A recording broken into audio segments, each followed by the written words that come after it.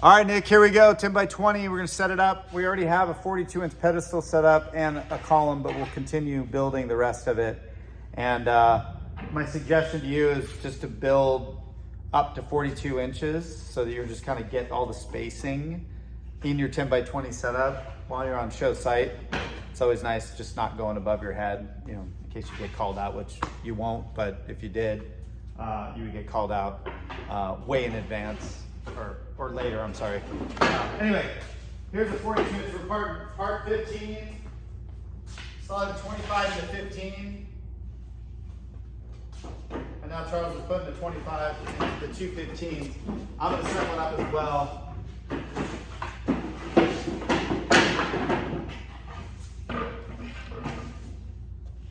This is part 15, and this is part 25. And I just slot 25 into 15 and ensure that the numbers are on the inside because you want to be able to use the slot wall, the finished side.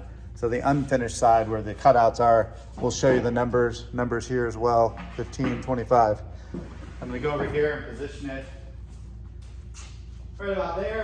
Right now Charles is putting together the double wide and he's using part 55 instead of the 15. It's twice as wide. He's slotting 15 and see how he leans it back and just kind of slides it. Once those are in, it gets really easy. Two 15s and a 25 on either side. Just like we did with this one, we're just using a double wide piece instead of the 18 inch, 36. And I'm going to show you how that tilt in installing the 15 and the 25, you just kind of like let it slide, find that position, just let it drop.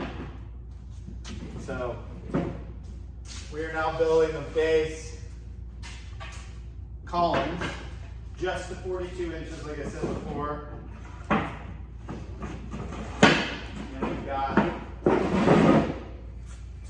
one single on the back row. You got 1, 2 single columns and then a double wide in the middle and then another single here. And you can see we're using this joist here to space out the columns so that they're evenly spaced, and we position them right here on the second slot. That's 36 inches. So all these will be on that slot.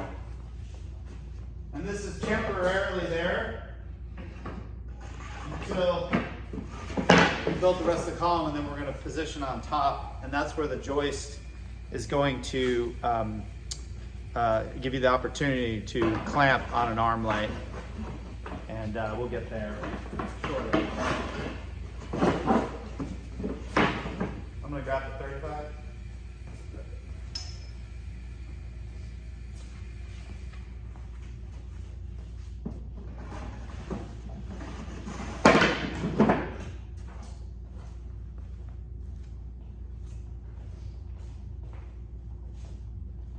So this is what we call phase 1. It's just the 15s and 25s sitting on the floor. So these 2 unique parts, 4 total, get you to 42 inches. Now, we're gonna grab 35. And you can see 35's right there. And essentially, it's going by the first numbers, 15, 25, 35 is really 1, 2, 3. So I'm gonna drop 35 in here.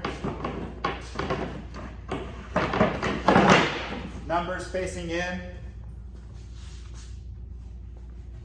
And now we're at 6 feet.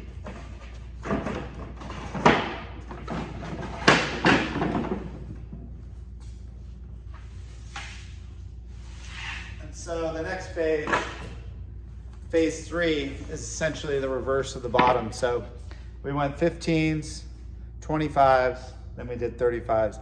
Now I'm going to take this 25,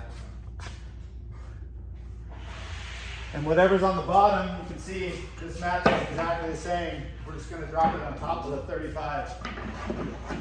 Now we're at 8 feet. Do the same thing on the other side. What goes on the bottom goes on top. Now here's 15. We've gone in reverse, going 15, 25, 35, 25, 15. So whatever's on the bottom, which is right here, goes on top. I just flip it over, and you can slide it in on the side, and just let gravity take it. I'll do the other one.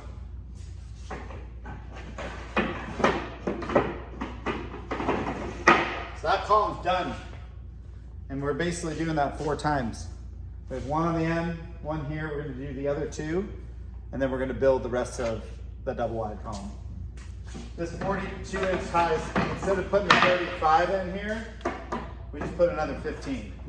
This goes 15, 25, 15.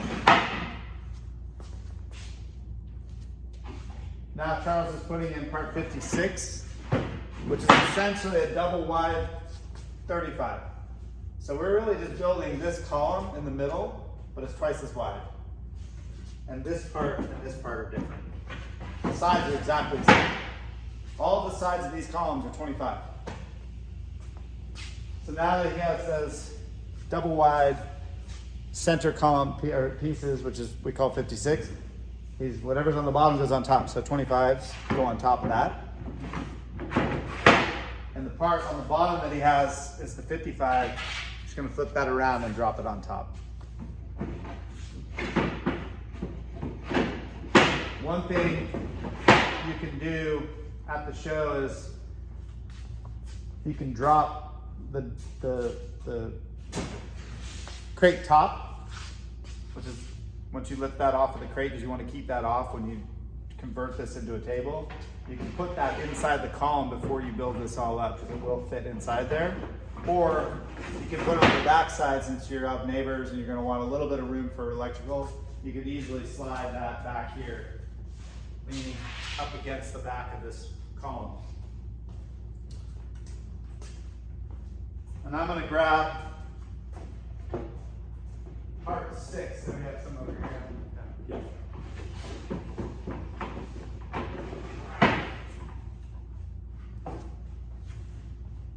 So this is part 6. This is a side table part. You can see these cutouts. These fit. This little plus sign fits on top of this. And this lays on top of this column piece. And you just want to find the position so it slots in. And once it's all in place, you just tap it, make it flush. Now you've got some side support for this 20-foot back wall. I was just putting the 35s in, and then we'll complete these 2 columns. I'm going to go finish that second or the 4th one, and then we'll move the joist pieces on top, and then start positioning shelves where we want them.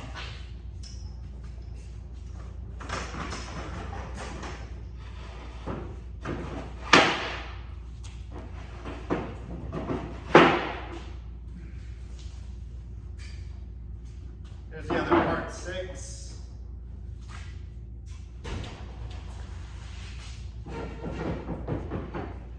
Good, how you guys? What's happening? How are you doing? They replaced some whirly birds yesterday. You know, on the ceiling. Yeah, what's a whirly bird? Like a vent. Oh, But okay. I don't see any inside. I don't think you have any. You've actually got insulation. I've got one that squeaks so loud, like all day long. Okay. You almost want to confess to all the murders of the world and make them stop. But I don't think they replaced that one. I just wonder because there's 3 murderers in my house. And that's how it goes, so maybe he did replace one. Right now. All right.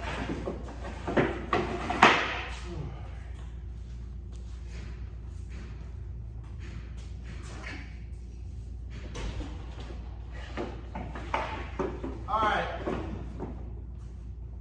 Columns in place. Joists are moving up. Now we've got these shelves. They're 36 by 10 inch. They've got these holes that will register with the brackets that we're going to put in.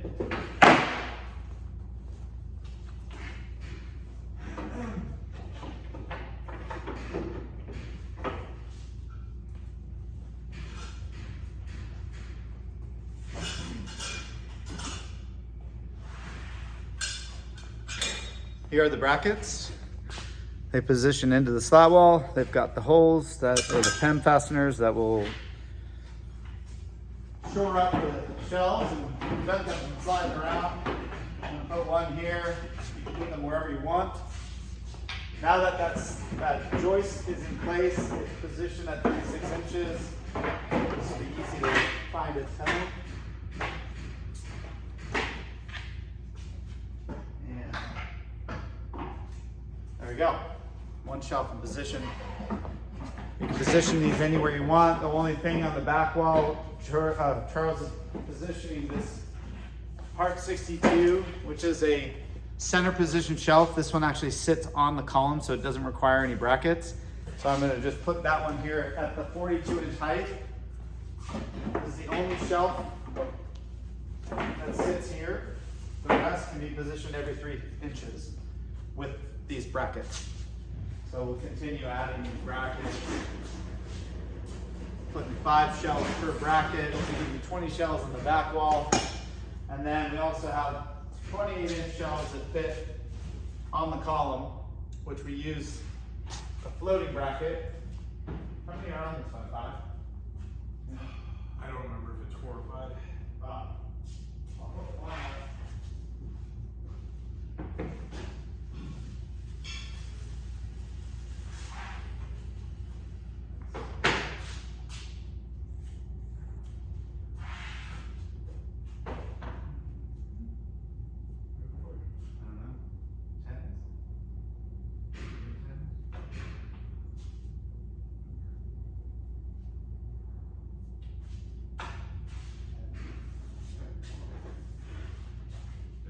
Was just leaving a tape measure for no reason.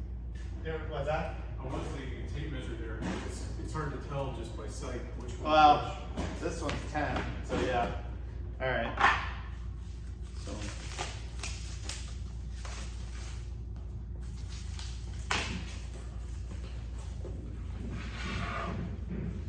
So here are our 10 by 28-inch shelves with an inlaid metal bracket. I'm gonna put this bracket in here, right there, and that will sit on the slat wall.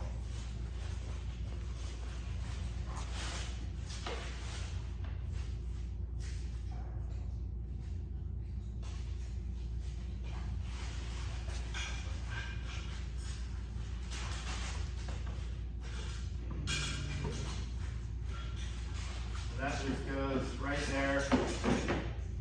Wherever you want it, every 3 inches.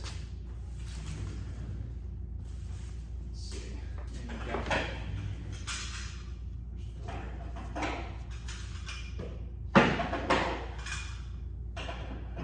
This is 5 each. I believe so, yeah. I can look at the render real quick.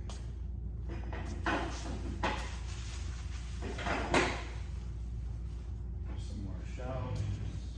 Is that what you grab all that you need? Yeah. Including the one I put there? Yes. Okay. So,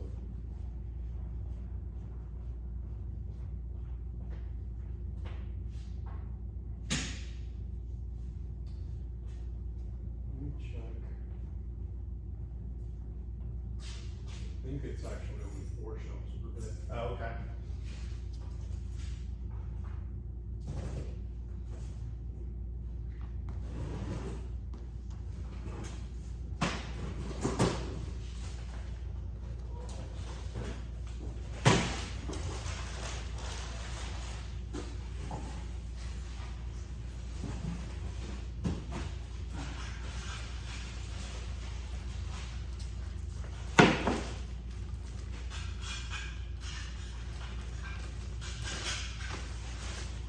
Gotta cut some down, yeah.